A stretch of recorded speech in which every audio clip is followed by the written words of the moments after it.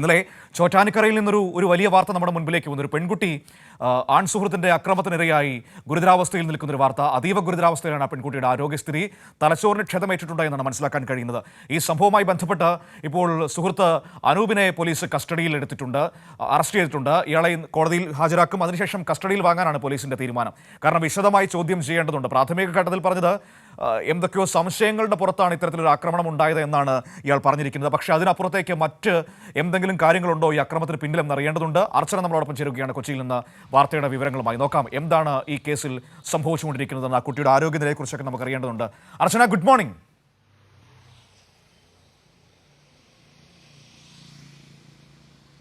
Good morning Manu. Archana, ചോറ്റാനിക്കരയിലെ ആ പെൺകുട്ടി പോക്സോ കേസ് അതിജീവിതയാണ്. അത്തരത്തിൽ വലിയ ദുരന്തങ്ങളെ അതിജീവിച്ച് വന്നൊരു പെൺകുട്ടിയാണ്. പക്ഷെ വീണ്ടും ഒരു ദാരുണമായ സംഭവം ആ കുട്ടിക്ക് നേരിടേണ്ടി വന്നിരിക്കുന്നു. ഇപ്പോൾ അതീവ ഗുരുതരാവസ്ഥയിൽ ആശുപത്രിയിലാണ്. തലച്ചോറിന് ക്ഷതമേറ്റിട്ടുണ്ട് എന്നൊക്കെയാണ് പ്രാഥമിക ഘട്ട റിപ്പോർട്ടുകൾ നമ്മുടെ മുൻപിലേക്ക് വരുന്നത്. പോലീസ് ഈ വിഷയത്തിൽ സ്വീകരിച്ചിരിക്കുന്ന നടപടികൾ എങ്ങനെയാണ്? ഇപ്പോൾ ഈ ഒരാൾ അറസ്റ്റിലായിട്ടുണ്ടല്ലോ, അനൂപ് എന്ന് പറയുന്ന തലയോലപ്പറമ്പ് സ്വദേശി. അയാളെ കസ്റ്റഡിയിൽ വാങ്ങി കൂടുതൽ ചോദ്യം ചെയ്യേണ്ട നടപടികളിലേക്ക് കടക്കുകയാണോ?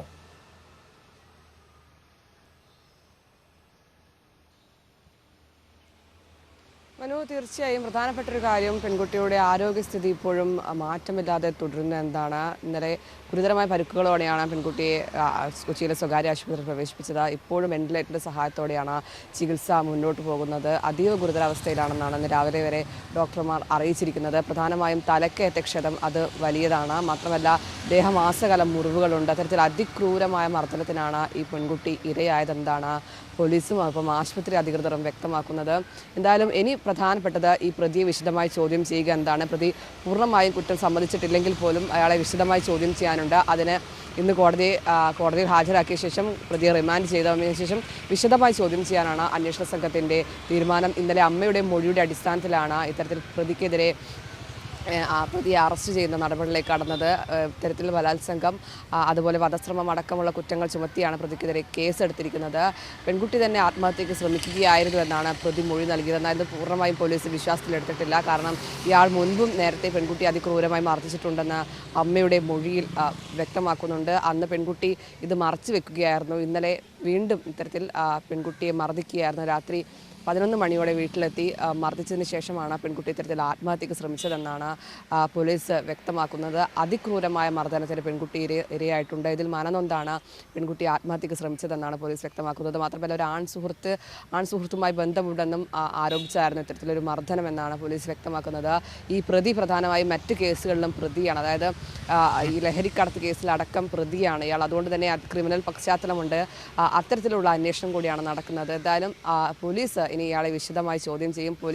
പോലീസിനോട് ഇയാൾ മൊഴി നൽകിയിരിക്കുന്നത് താനല്ല ഇത്തരത്തിൽ പെൺകുട്ടിയെ കൊല്ലാൻ ശ്രമിച്ചതെന്നാണ്. പെൺകുട്ടി തന്നെ സ്വയം ആത്മഹത്യക്ക് ശ്രമിക്കുകയായിരുന്നു എന്നാണ്. എന്നാൽ അതിക്രൂരമായി ഇയാൾ മർദ്ദിച്ചതിൻ്റെ പാടുകളും കഴുത്തിൽ ഇത്തരത്തിൽ കയർ മുറുക്കിയതിൻ്റെ എല്ലാം തന്നെ അടയാളങ്ങളെല്ലാം തന്നെ ഉണ്ട്. അതൊക്കെ പോലീസിന് വ്യക്തമായിട്ടുണ്ട്. മാത്രമല്ല CCTVയിൽ അന്ന് ഇയാൾ വീട്ടിൽ കയറി ഉടൻ പുറത്തിറങ്ങുന്നതും കണ്ടിരുന്നു. ഇയാൾ പെൺകുട്ടി മരണപ്പെട്ടു എന്ന് മനസ്സിലാക്കിയിട്ടാണ് ഇത്തരത്തിൽ വീട്ടിൽ നിന്നും പുറത്തിറങ്ങുന്നത്. ഏതായാലും ബന്ധുവാണ് ഇത്തരത്തിൽ പെൺകുട്ടി അബോധാവസ്ഥയിൽ വീട്ടിനുള്ളിൽ കണ്ടെത്തുകയും തുടർന്ന് പോലീസിനെ എല്ലാം വിവരം അറിയിക്കുകയും ആശുപത്രിയിലേക്ക് മാറ്റിയത്. എന്തായാലും പെൺകുട്ടിയുടെ അവസ്ഥ വളരെ മോശമായി തന്നെ തുടരുകയാണ്. ആരോഗ്യസ്ഥിതിയിൽ മാറ്റമില്ലാതെ തുടരുകയാണ്. അതുകൊണ്ട് തന്നെ പോലീസിന് പെൺകുട്ടിയിൽ നിന്നും മൊഴിയെടുക്കാൻ സാധിച്ചിട്ടില്ല. ഇപ്പോൾ നിലവിൽ അമ്മയുടെ മൊഴിയുടെ അടിസ്ഥാനത്തിൽ മാത്രമാണ് പോലീസിന് മൊഴിയെടുക്കാൻ സാധിച്ചത്. മാത്രമല്ല ഇയാൾ നേരത്തെയും ഇത്തരത്തിൽ ഈ അമ്മയും മറ്റു നാട്ടുകാരെയും എല്ലാം തന്നെ ശല്യപ്പെടുത്തിയിരുന്നു. അതിനെല്ലാം തന്നെ നാട്ടുകാർ ഇയാൾക്കെതിരെ പരാതി കൊടുത്തിരുന്നു.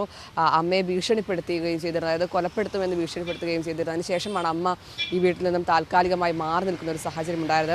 അത്തരത്തിൽ വലിയ രീതിയിൽ ഈ കുടുംബത്തെയും അതുപോലെ ഈ പെൺകുട്ടിയെയും മർദ്ദിക്കുകയും ഭീഷണിപ്പെടുത്തുകയും ചെയ്ത പ്രതിയാണ്. അതുകൊണ്ട് തന്നെ വിശദമായി അന്വേഷണത്തിലേക്ക് പോലീസ് സംഘം കടക്കുകയാണ്. ചോറ്റാനിക്കര പോലീസ് ഇന്ന് പ്രതിയെ കോടതിയിൽ ഹാജരാക്കും, ശേഷം റിമാൻഡ് ചെയ്യും. എന്തായാലും അതിനുശേഷമായിരിക്കും കസ്റ്റഡി അപേക്ഷ അടക്കം കൊടുക്കുക. നിലവിൽ എന്തായാലും പ്രതിയുടെ മൊഴി രേഖപ്പെടുത്തിയിട്ടുണ്ട്. ആ മൊഴിയിൽ പ്രധാനമായും പറയുന്നത് താനല്ല കൊലപ്പെടുത്താൻ ശ്രമിച്ചത്, പെൺകുട്ടി സ്വയം ആത്മഹത്യക്ക് ശ്രമിക്കുകയായിരുന്നാൽ ക്രൂരമായി മർദ്ദിക്കുകയും ചെയ്തിട്ടുണ്ടെന്ന് പോലീസിനോട് പ്രതി വ്യക്തമാക്കുന്നുണ്ട്. എന്തായാലും ഇതിൻ്റെ അടിസ്ഥാനത്തിൽ അന്വേഷണം പുരോഗമിക്കുകയാണ്.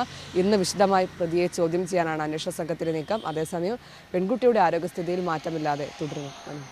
ശരി, ഏറെ കഷ്ടമാണ് ആ വാർത്ത. കാരണം വളരെ ഗുരുതരമാണ് ആ കുട്ടിയുടെ ആരോഗ്യനില എന്ന് പറയുന്നത്. എത്രയും വേഗം അത് ജീവിതത്തിലേക്ക് തിരിച്ചു വരട്ടെ എന്ന് നമുക്ക് ആഗ്രഹിക്കാം. അതല്ലാതെ നമുക്ക് മറ്റൊന്നും ചെയ്യാൻ കഴിയില്ല.